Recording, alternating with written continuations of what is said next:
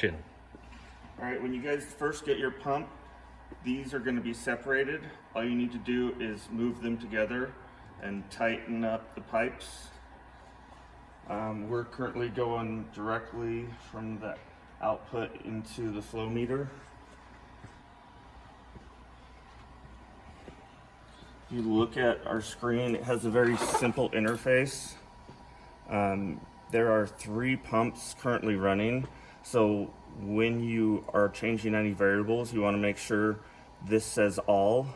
You can cycle to the 3 separate pumps, but you want this to always be on all.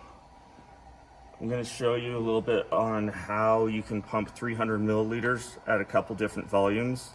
The first one is going to be at a half milliliter. So that's 3 pumps at a half milliliter, or 1.5 milliliters a shot, and then 200 RPMs. So 1.5 milliliters times 200 equals 300 milliliters a minute. You'll notice it's flashing because the current volume is 0.25 milliliters, but we want to be 0.5 milliliters. So I'll hit equals.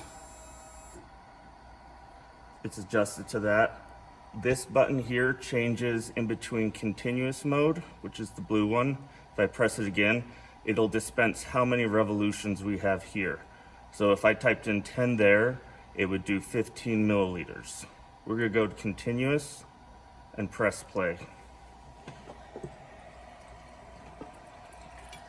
You'll notice that when the pumps are running, they have a red LED that lights up.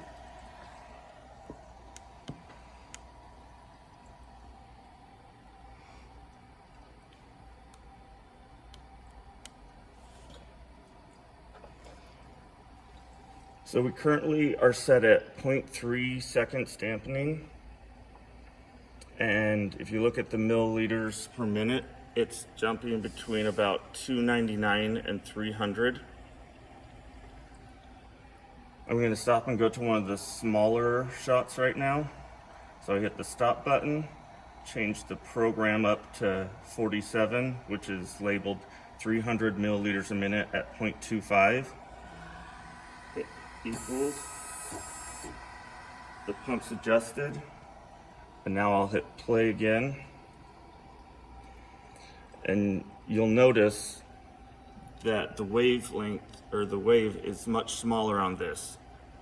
It's doing 297, 298. There's a couple ways you can get that up a little higher. You can either press this plus button on the RPMs, and you'll notice now it's at around 300.